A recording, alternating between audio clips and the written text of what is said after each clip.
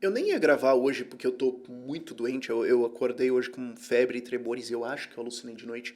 Mas às vezes o vídeo só vem e aí ele tem que existir. Então estamos aqui. Saíram várias coisas sobre as investigações do Alexandre de Moraes, sobre os julgamentos e tudo mais, e para nenhuma surpresa ele estava abusando dos poderes dele, ele estava prendendo pessoas com nenhum argumento essencialmente, tipo, esse cara tweetou uma coisa 4 anos atrás, jaula. E o curioso disso é que isso não vai mudar a posição de praticamente ninguém. Praticamente ninguém que defendia o Alexandre de Moraes, ou defendia o STF, o que está acontecendo tudo agora no Brasil, que achava isso legal, vai olhar para isso e falar, não, agora passou da linha. Por quê?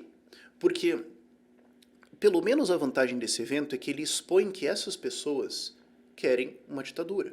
Essas pessoas querem ou uma ditadura explícita, ou elas estão ok com a ideia de existir ditadura e abuso de poder desde que elas possam roubar em paz, que é o Centrão. Então, vamos entender a coisa aqui. Eu não vou conseguir fazer um vídeo tão avançado porque eu não tive tanto tempo de preparação, mas eu realmente queria ter alguma coisa e eu não vou conseguir gravar por tipo a próxima semana porque eu vou estar palestrando em Gramado e tudo mais. Então eu queria deixar vocês com isso aqui para vocês refletirem. Vamos olhar a posição de cada jogador aqui e entender os alinhamentos de interesses deles, ok? O STF, o Xandão tomou a lei Magnitsky na cabeça, se ferrou e tudo mais. Embora ele não tenha sido explicitamente defendido pelo STF, ele inclusive tentou, vai ficar por isso mesmo. Não vai ser revertido, não vai ser impedido. Por quê? Porque isso tudo que está acontecendo se origina de lá em 2019, quando a Cruzoé deu aquela matéria, o amigo do meu pai, que mostrava que o Dias Toffoli, ex-advogado do PT e nomeado pelo Lula, estava citado dentro das delações da Lava Jato.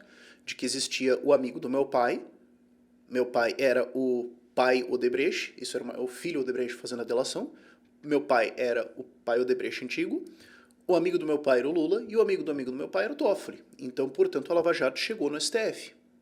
E aí, o Toffoli abriu uma investigação, se invocaram poderes fantásticos e ele colocou para o Xandão fazer e está sendo feito. A origem dessa investigação, dessa situação toda, desse inquérito todo, é proteger o STF contra investigações de corrupção. Proteger o entorno do STF do avanço da Lava Jato. E aí o negócio foi desmontado seriamente. Porque até então eles estavam até dispostos a sacrificar um certo grupo para tentar fazer. Agora eles falaram, não, aqui a gente vai ter que ter uma posição de batalha diferente, porque agora chegou na gente. Então, se isso tudo for parado, a reversão pode levar a uma investigação de corrupção no STF, que é o que deveria acontecer. Isso vai ser deixado acontecer? Não. Pode ser revelado qualquer abuso. Pode ser revelado que o Xandão matou 3 grávidas no soco.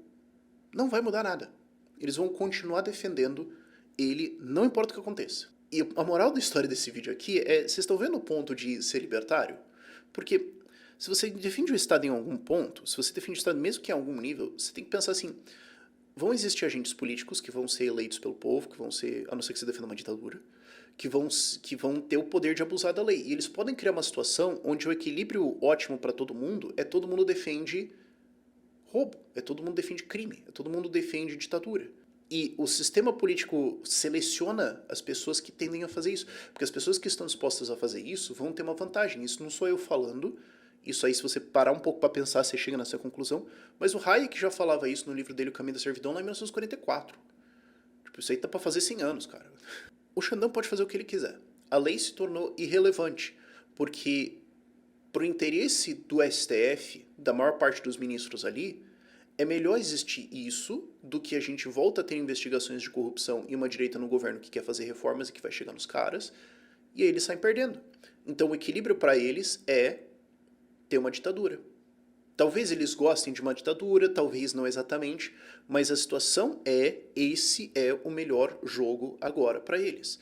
Ah, mas o legislativo não faz nada por quê? Porque 2/3 do legislativo brasileiro, no mínimo, é o centrão, que é um bando de criminoso, que é um bando de gente que só tá lá pra roubar, só tá lá pra servir a megalomania psicopática maligna deles, e é isso.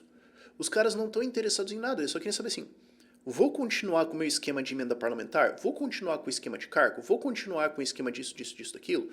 Vou continuar podendo cobrar propina durante relatoria para colocar ou tirar coisa de lei? Vou poder continuar fazendo CPI para cobrar propina de empresário, de pessoas aqui para não convocar eles? Então a gente inventa uma CPI aqui qualquer, falando, nós vamos convocar você, 2.000 e a gente não convoca.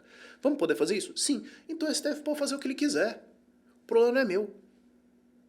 E por que esses caras são selecionados para deputados e senadores? Como eu falei antes, o sistema político privilegia isso. Quem estiver mais disposto a roubar, mentir, enganar, fazer acordos, se envolver com crime organizado de vários tipos diferentes, vai ter uma vantagem durante eleições e vai tender a chegar nesses cargos. É basicamente um sistema de seleção dos maiores psicopatas da sociedade. Não que isso seja uma lei de ferro absolutamente inevitável. A gente viu com o Milei, por exemplo, que isso pode mudar. Agora, isso exige um grande conhecimento, educação e mobilização da população na direção de entender, e não existe outra forma, na direção de entender que isto é um sistema de criminosos, cuja função é roubar você. Se a população entende isso, eles vão então falar, então a solução é tirar os caras, fim, ponto. Sim, não existe um meio termo, porque quando você colocar um meio termo, vamos tentar fazer um estado eficiente, você entende que a evolução orgânica vai ser onde a gente chegou agora? Antes da gente analisar outros pontos também, outros players, faz o exercício, pra você ver como isso aqui foi uma evolução orgânica. Você faz uma pergunta. Que evento que a gente tiraria da história brasileira em que nada disso aqui acontece? Mas e se o Xandão nunca tivesse sido ministro do STF? O Toffoli ia ter nomeado outro. E se o Xandão nunca tivesse sido ministro do STF? Tá bom, então o Toffoli ia ter nomeado outro cara para fazer a mesma coisa. E se o Toffoli não fosse ministro do STF? Bom, o Lula teria nomeado outro advogado dele ali para fazer o serviço dele. E se o Lula nunca tivesse sido presidente? Cara, mas a mentalidade brasileira... O Lula simplesmente se aproveitou do fato de que a mentalidade brasileira é como ela é, da situação como ela existia, e jogou o jogo mais eficiente. Assim como ele jogou o jogo mais eficiente em 2022, quando ele percebeu que a população, na verdade, quer ficar mais rica, e daí ele fez uma campanha falando de cerveja de picanha, e ganhou. É um psicopata jogando o jogo. Então, mesmo que não fosse o Lula, você quer me dizer que não existiria algum partido de esquerda psicopata, utilitário, corrupto, dessa forma que não teria algum outro líder? Dado a evolução de ideias e todo o trabalho que a esquerda teve no Brasil, você acha que se não tivesse a pessoa, o CPF do Lula, não teria tido nenhum outro cara assim? Você entende que a gente está, dado toda a evolução de ideias que a gente teve no último século, e a estrutura institucional do Brasil, e, sendo super franco, a ausência, incompetência ou fraqueza de quem defende liberdade e quem defende conservadorismo bem entendido, não fez um bom trabalho e abriu espaço para isso? Voltando. Olha a posição do Lula. Isso também eu estava escrevendo alguma coisa sobre, então eu só estou jogando tudo aqui. O Lula agora voltou a provocar o Trump. Falou, porque vocês fizeram um golpe aqui, porque nós temos que tirar o dólar como moeda de comércio internacional, bababá. Você falou, mas você está basicamente cavando falta contra ele. Bom, sim, mas o Lula está no interesse dele de se reeleger. E ele estava totalmente ferrado nas pesquisas. Ele percebeu que a única coisa que melhorou a pontuação dele, melhorou a aprovação dele, foi brigar com o Trump. Então, se para ele vale a pena cavar uma falta com o Trump, o que vai fazer a gente tomar ainda mais sanções, ainda mais punições, o que vai destruir dezenas, centenas de milhares de trabalhos, talvez milhões de trabalhos, que vai empobrecer um monte de gente, para ele é a melhor rota. Então, ele está disposto... Você vai se ferrar, sim, mas isso é um sacrifício que ele está disposto a fazer. A melhor jogada para ele é causar essa destruição econômica, para se fazer de vítima, para apelar para um nacionalismo tacanho estúpido, e falar que o Brasil é uma vítima, soberania, bababá, e tentar se reeleger. E falar que o resto é um bando de vira-lata entreguista. E como as pessoas são ignorantes, elas caem nisso. Isso me lembra muito de um artigo que o Murray Rothbard escreveu há muito tempo, acho que nos anos 80, talvez no começo dos anos 90, que era sobre a ideia de um populismo libertário. Que ele estava falando, olha, existe o populismo tosco, que é só você falar assim, vou prometer coisas grátis para todo mundo, mas o populismo na sua raiz, assim, entendendo a palavra sem nenhum julgamento ou preconceito, é você ter uma política, ter uma visão de discurso de eu estou aqui para defender o povo contra algo. E aí você pode ter um populismo de esquerda que fala, vou defender vocês contra os empresários. Você pode ter um populismo de direita que fala, vou defender vocês contra os comunistas. Mas ele fala, o lugar correto aqui é o populismo libertário. De falar, senhores, percebam que existe um sistema cuja função, única e exclusivamente, é roubar você. Todo o resto que eles fazem é para jogar as migalhas para você se distrair. Parte de cultura, entretenimento, eventos, show da Lady Gaga, é pra você ficar feliz, pão e circo, uau! Depois tem um Bolsa Família, vamos comprar o voto das pessoas. Depois tem uma elite mais intelectual, mais pensante e tudo mais. Vamos fazer com que a gente dê a educação para eles, então eles vão entender, eles vão aprender o que a gente gosta. E eles vão ter também cargos públicos, nas nossas universidades são no trabalho do Estado, então eles vão estar no interesse de defender o Estado. Quem for avesso a essas ideias, quem for libertário e tudo mais, que olha e fala, cara, eu sinto nojo de trabalhar nesse negócio, que não vai nem querer entrar. E tudo bem, a gente pode ter uns infiltrados ali, mas persegue os caras e acabou, não tem problema. Você vai tendo vários grupos diferentes que vão sendo comprados ou se alinhando, ou se vendendo, ou se colocando na posição de como melhor roubar você. E nós, libertários, estamos aqui para falar para você, é isso. A solução não é tentar fazer isso aqui funcionar. A solução não é tentar transformar o câncer em alguma coisa boa. A solução é remover o câncer. É o que o Milei prometeu na Argentina, e a população comprou, e está sendo feito, com excelentes resultados, e é o que eu acho que a gente pode tirar disso aqui. Ah, o Xandão abusou os poderes dele. Sim. E tá todo mundo ok com isso, do lado dele. Você falar isso pra eles, eles vão ficar tipo... eu sabia. Inclusive, talvez eu queria que ele fizesse mais. Você vai ter a posição de quem quer explicitamente uma ditadura, que é a galera de esquerda que fala, ah, é legal, a gente tá, esse calvo aí tá fazendo isso, aí depois a gente instala a ditadura, executa ele e pronto. Eu fiquei pensando se ele não sabe disso. Não pode ser, assim. Eu acho muitas coisas do Xandão, mas eu não acho que ele é burro. Eu acho que ele entende isso. Que eventualmente ele vai ser descartado. Mas bom, você tem essa galera que explicitamente quer uma ditadura, e você tem uma galera que fala, ó, cara, eu só tô me defendendo, a gente quer roubar aqui, a gente quer ter o nosso sistema dessa cleptocracia, e se isso envolve, se isso necessitar uma distorção da lei, um abuso, todo esse negócio aí, colocar um partido de esquerda lá, tá bom. A população vai se ferrar, vai, mas esse é um sacrifício que eu estou disposto a fazer, tá tudo bem.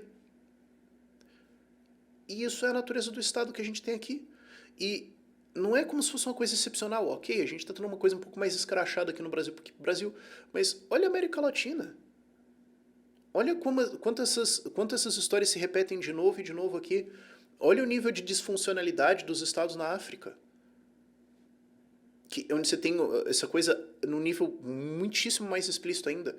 Olha o fato de que basicamente todo o sul da Armênia para lá, exceto o Japão e... o Japão algum nível de autoritarismo maluco. A Índia não tanto, mas a Índia tem um nível de corrupção extremamente alto. O resto é só... Você fala, Rafael, Coreia do Sul, você prestou atenção nas últimas coisas que aconteceram? Eu preciso fazer esse vídeo também, né? O nível de corrupção que existe na Coreia do Sul, de que existem algumas poucas famílias que basicamente mandam no país. Tipo, vocês não lembram do fato que tipo, teve uma presidente que foi empichada por magia negra? Vocês lembram? Vocês já esqueceram? Vocês lembram que recentemente teve um cara que tentou dar um golpe e tipo, o exército ia entrar no parlamento? Sabe? Só porque o país está um pouco mais desenvolvido não quer dizer que não tem problemas profundos ali. Não é como se a gente fosse exceção, não é como se a gente fosse uma aberração na história de estados.